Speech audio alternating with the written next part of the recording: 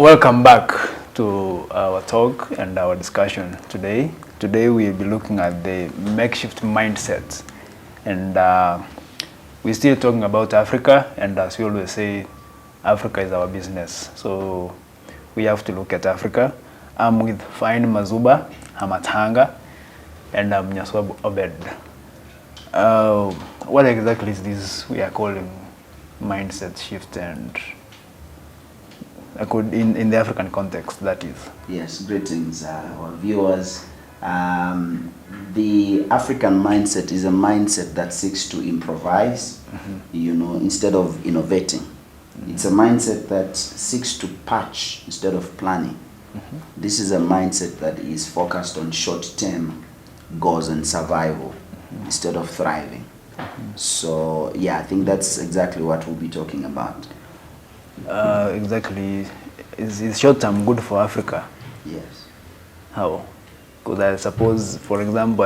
oh, you mean is short-term good for Africa? Yes. Not at all. It is not good, because short-term means survival. It's in the here and now.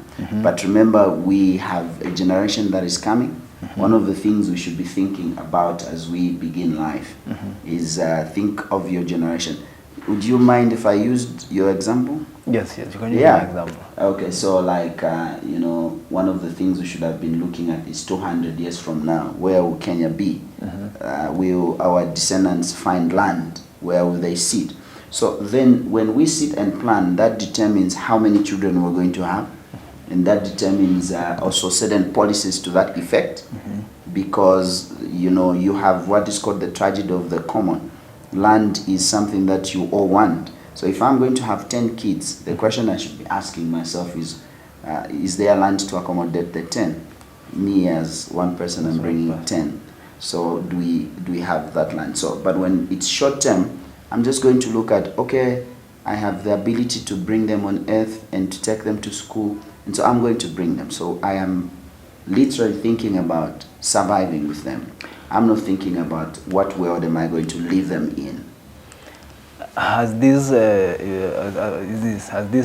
been something you've learned from where you've been, like an example of Soweto? Yes. That context Yes. So this one time I was in Soweto, buying some second-hand clothes. And so I learned quite a lot there. Is it the Soweto in South Africa? Or no, in Zambia. Soweto. We also have a Soweto in Kenya. Is it? Yes. Wow, that's excellent. Yeah. So we do have a Soweto in Zambia where they sell like a lot of things, and among them are second-hand clothes. So I am there picking some clothes, and then something clicks in my mind as I saw this woman selling passionately her clothes, and it dawned on me that not all Africans are lazy per se. They are hard workers. But then they are surrounded by a lot of poor people who are barely trying to survive. One of the things that was interesting is that as soon as it was 5 p.m., they were rushing to close their shops and to go home. So their motivation to wake up every morning and to sell passionately was not to thrive. It was to earn a living for that day, just to eat and to pay rentals, to eat and to pay rentals, and to take kids to school. That's all. And now while I was still there, I saw somebody driving a Mercedes-Benz E250 2018. And some guys told me to say, this is the owner of some of these branches. And then said, wow, then it gives us hope that you can be rich regardless of where you're doing business. If second-hand clothes could give this guy, a Mercedes-Benz, and he was the richest, then again, I said, this could also be sad news, because the man is surrounded by everybody else who is poor. And because he's the only one who is rich. Now, yes, he's going to get some glory, some whatever, but his environment will be among the poor. And as a result, he is not rich because the chain is as strong as its weakest point. Yes. If everybody else in your circle is poor and you're the only one who is rich, then you are poor as well, because your friends, in an event that you yourself are in need of help, you are the helper. Okay. You will not get any help from anybody else. And one of the things we should work towards is to make sure that we bring everybody stop surviving like the vast majority and start thriving. When we have a thriving economy, then the nation at large also thrive. There's something called surviving to building. Yes. Is that what you're trying to say? Yes. So we have a mindset that longs to survive rather than building. So we do celebrate, you know, the mindset of show off. We have a show off mentality. If I'm going to buy a car, instead of thinking of building, I'm thinking of, you know, showing off so that those who do not have, in other words, we find relevance in the lack of other people.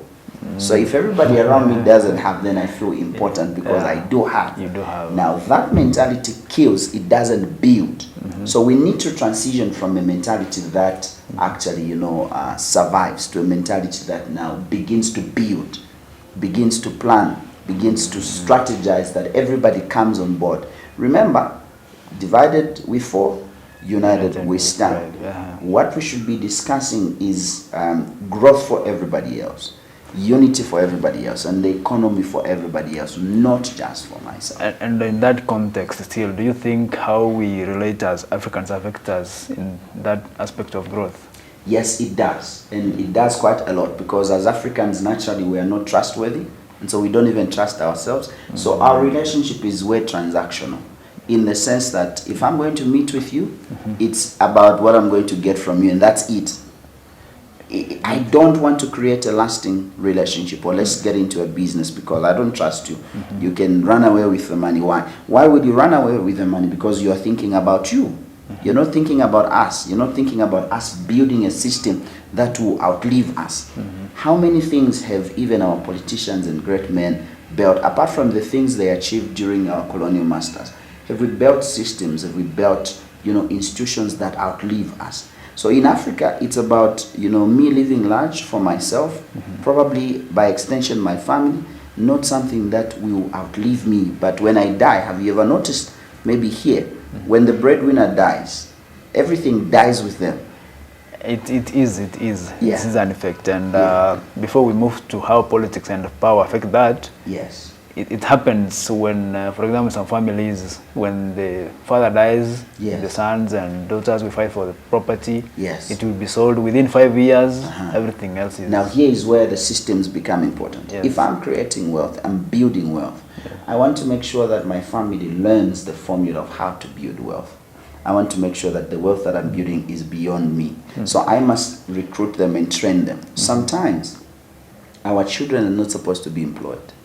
They're supposed to be employed by the project that we've started, the business that we've started. They learn how to run businesses.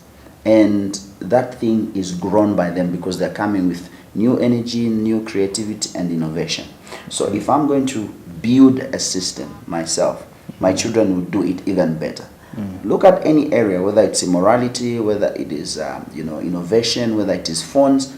Our children are more smarter than us. Yeah. And by implication, they are able to use, a 2-year-old can use an iPhone. But, you know, some of us can have an iPhone in our hands and we can't leverage its potential. So what that tells us is that the generations that are coming will do the things that we have cultured them to do. They'll take them to another level.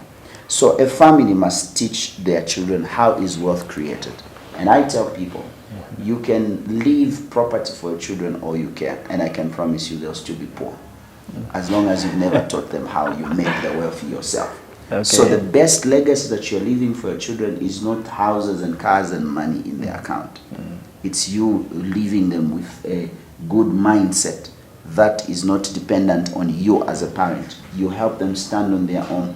They learn how to create value and how to contribute to something bigger than themselves. And that's a key word that I want us to talk about, which is not in our culture.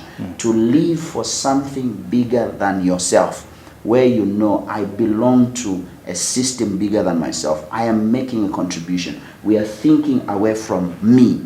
And that kills selfishness, and that helps you to realize that yes, you are valuable, but at the same time, you are not indispensable. It keeps you humble. Yeah. When we look at that from a parental perspective, Yes.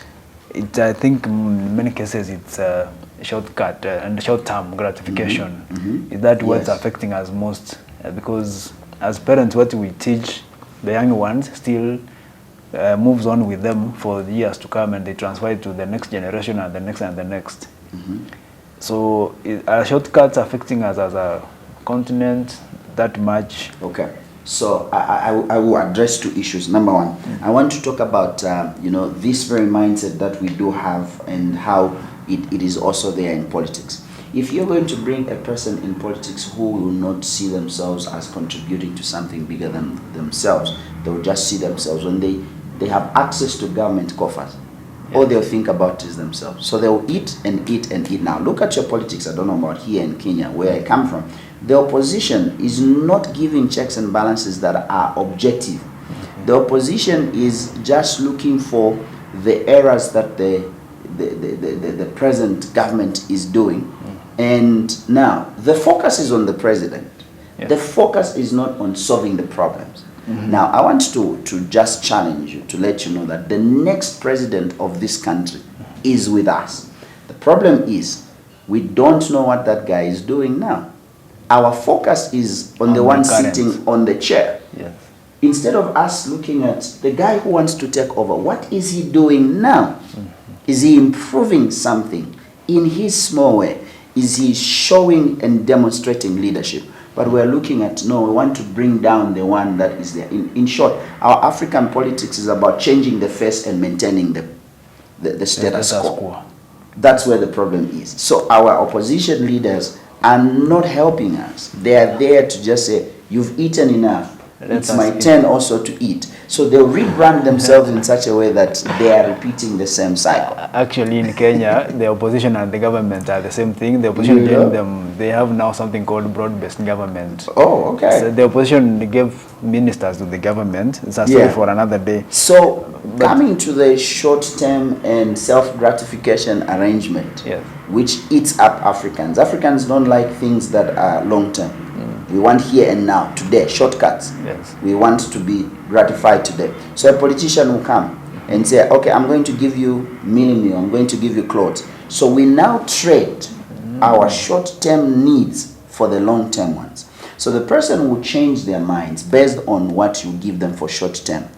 Where I come from in Zambia, even just beer can make them sell their future. For the next 5 years, they'll sell it for just a bottle of beer. And that's the African mentality that we need to kill. Because if a person, for instance, was mindful enough to say, we are looking for long-term objectives. I'll give you an example in the Bible of Esau. Esau was hungry, and then his brother, he comes home, his brother had food.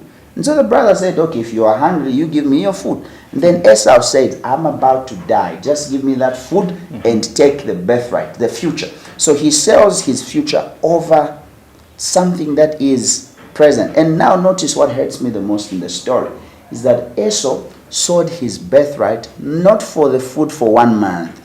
It wasn't food for 1 year. It was a meal, not just a meal. The Bible says a plate of lentils, beans for that matter. It wasn't even beef. It wasn't even a platter. It was beans for that matter. And that reflects an African mentality where you sell your future for a pot of beans, for a t-shirt, for a wrapper. The whole 5 years of misery was sold just because you wanted to satisfy your instant gratification. And we do that even in our personal lives. Actually, it's not only in Zambia, even in Kenya during the electioneering period. They give them tokens, and even right now we have something they call economic empowerment. They come with the goodies and they donate to people in the name of, this is what we are doing for you right now. Now, in around 2 minutes or so, because I told our time is running out, we can look at two things, the real enemy of Africa and the way forward. So first and foremost, the real enemy of Africa is our mind. It's not the West. It's not the white man. And sometimes we do hide in the name of the white man, colonialism and whatever. I mean, racism is bad. Colonialism is bad. It's evil. Nobody can support it. But again, at the same time, we excuse our potential for what we're supposed to do. So the worst enemy of Africa is the way we think. Let's stop thinking survival. Let's stop thinking makeshift. Think about the building. Don't think of building a house just for like makeshift, as long as, you know, that kind of statement. As long as. When we want to build a structure, let's think 200 years from now. Will this thing be useful? And from there also we can talk about something that I think it's also very important, that we need to think of how do we collectively begin to think on how to solve our own problems. We need to build systems. You can never be rich alone. Yes, you can be rich, probably not wealthy. And imagine if you're the richest, you leave your children in a world that is poor, most definitely they'll never thrive. So you want to make sure that how do we work together? How do I trust you? How do I become a trustworthy person? Because we must build a system. And a system is a set of components. What do you bring to the table as an individual? How do you become part and parcel of the system that we must build in order for us to begin to strategically think of things that we can begin to do together as a nation, as a continent? How can we exchange value? You know, in Zambia, what do we produce? How can we take it to Kenya? How can we do whatever? How can we create synergies? I think that's one thing that you know, I can talk about. So it's not like we are lacking potential. I think we are just lacking the discipline. We can unlock our minds. We can change the way we think. We can begin to build rather than to survive. Now, Mr. Fine, as we come to a conclusion, yes, I have a question on some few you leaders from Africa who have been and somewhere there. We have the current one, Traore from Burkina Faso. Yes. And I'm not sure, because you know nowadays there's AI and the internet can lie to us, but I think it's doing something different from the other leaders. And we had Gaddafi, and we had before Traore in the 80s, in the late 80s we had Sankara. Thomas Sankara, he was assassinated. Yes. And we had PLO Lumumba in Congo, and such leaders who had this Pan-Africanism thing. Yes. Was it something that we can still rely on to make a change to Africa? Yes, but probably before we start talking about Pan-Africanism, we should be talking about, it starts from somewhere, the roots where we are. Yeah. Because remember, when we get to Pan-Africanism, we are getting to graduation. When we sweep our bedroom, then we can bring the dirt in the sitting room and sweep everywhere else, and it looks beautiful. The idea of sweeping the outside and the inside is the compound dirty, outside is also self-deception. Okay. So we can't talk continent before we talk national. Okay. At the national level, are we collaborating? Are we having synergies? Are we, you know, thinking systems? Or we are thinking, you know, survival? I think for me, that's where it starts from. And then you can give me all those examples and I'm okay with it, that, you know, we are creating that. But the question is, are we consumers or we are producers? Very important question. And while I'm still on that, I also want to bring to your attention that when you look at the names you have mentioned, unfortunately, sorry to say, they belong to what is not the majority of the leadership style in Africa. Yeah. And we have been given democracy. It's not it's an African. You know, Africans, we are not we had to do before. the democratic way of things. I don't know. We are not dictators either. We are not democratic either. But we have a situation where, you know, our parents have the voice and we don't say anything. In as much as democracy is good, I'll tell you what, democracy is good, but not for the weak. You give it to the weak to make decisions for the, you know, for the powerful. The powerful use the weak to get their way. But if the other person is ruling, on the other hand, if they wake up today and say, let's make a road, nobody says no, there'll be a road, and you see development. Yes. That's the opposite of the other one. So the dangers of democracy is when people are not empowered, then democracy becomes a danger. But when people are informed and empowered, you can imagine in a democratic country, if I give you a bag of mini meal, it robs you of all the ideas and your future and whatever, then democracy becomes a scam. Then democracy means if you have ideas here and you are poor, you can never rule any country, because now democracy is about who have the money. If they have the money, they dish around, then they rule the country. So it doesn't mean they have the senses. It just may mean that they have the resources. Okay. That's all. So these are some of the things we need to sit down and begin to talk about. I know when you speak against democracy, you are seen to be, a bad person, even in the Western culture and all that. But then maybe we may need to come up with our leadership style that may not be dictator, that may not be probably democracy, but something that can save Africa. Because that is dictatorship by the majority. The question is, who are the majority? Are they powerful or they are weak? It's food for thought for all of us as Africa, as the young people, and as the citizens from the African continent. And as we always say, Africa is our business and Africa is ours. We have to shape the conversation going forward. Until some other time, I've been your host, Nyaswab Obed, and I've been with Mr. Fine Mazuba Hamatanga from Zambia. Thank you for being so much. around. All right. Yeah.